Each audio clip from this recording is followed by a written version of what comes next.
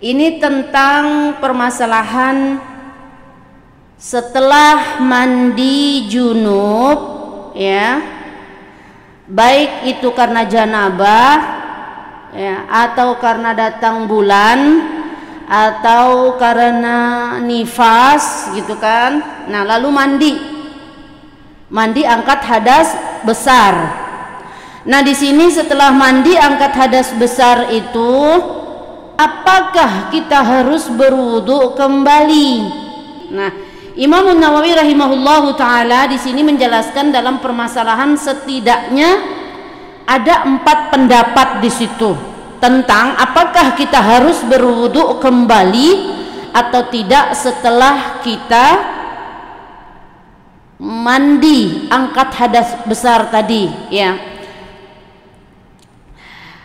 Pendapat yang pertama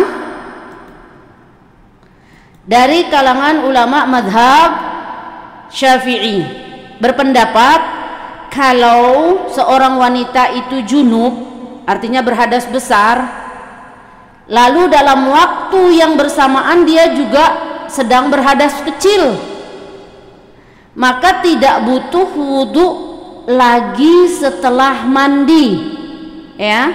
Sebab dengan mandi angkat hadas besar itu secara otomatis seluruh anggota wudu juga sudah dilalui oleh air tadi, ya.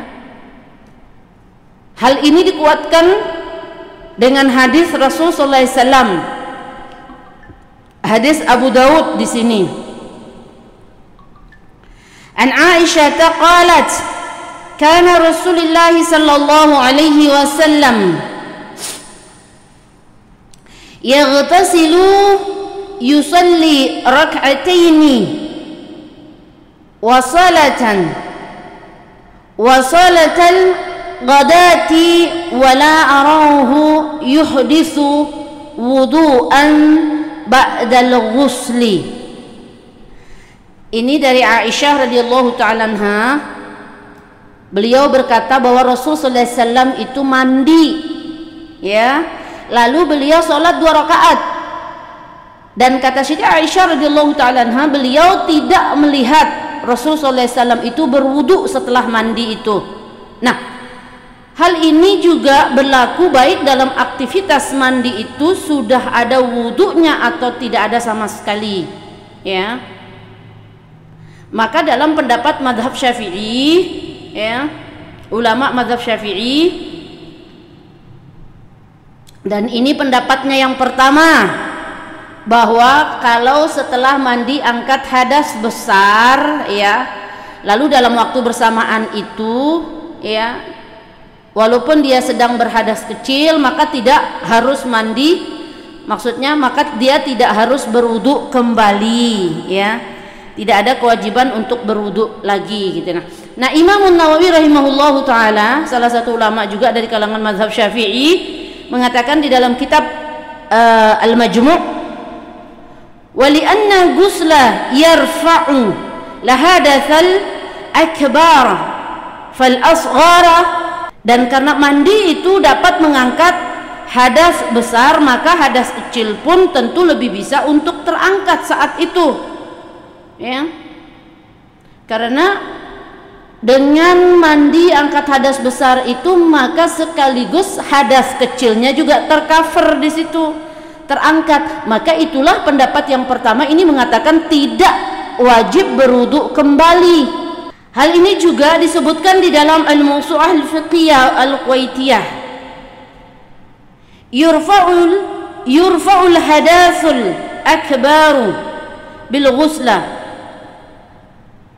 wal asgharu bil ghusla wa bil wudu'i bittifaqil fuqaha.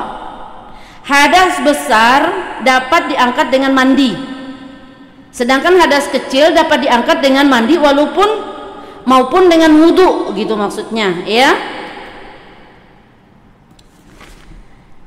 Ini menurut kesepakatan ulama, ya. Bisa dipahami poin yang pertama ini, ya. bahwa kalau sudah mandi maka tak perlu berwudu kembali. Coba kita lihat pendapat yang kedua.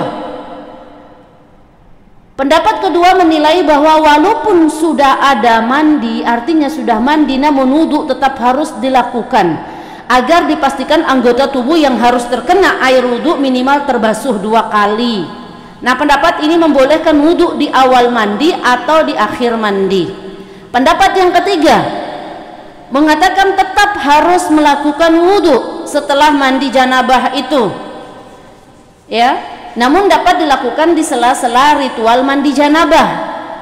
Namun bila tidak dilakukan wudu di tengah mandi janabah, maka setelah mandi, ya, tetap wajib berwudu lagi untuk bisa sholat. Adapun pendapat yang keempat, pendapat keempat hampir sama dengan pendapat pertama, yaitu cukup hanya dengan meratakan air ke seluruh tubuh walaupun tanpa menghususkan gerakan wudu, asalkan di awal menyertakan 2 niat sekaligus, yaitu niat mandi wajib dan niat wudu. Ya, silahkan mau ambil yang mana saja ini pendapat nih, sampai dari pendapat 1, ya, dari pendapat pertama, pendapat kedua, pendapat ketiga, dan pendapat keempat. Ya, kebanyakan kita menggunakan pendapat pertama. Ya, kalau sudah mandi angkat hadas besar, berarti hadas kecilnya pun ikut terangkat.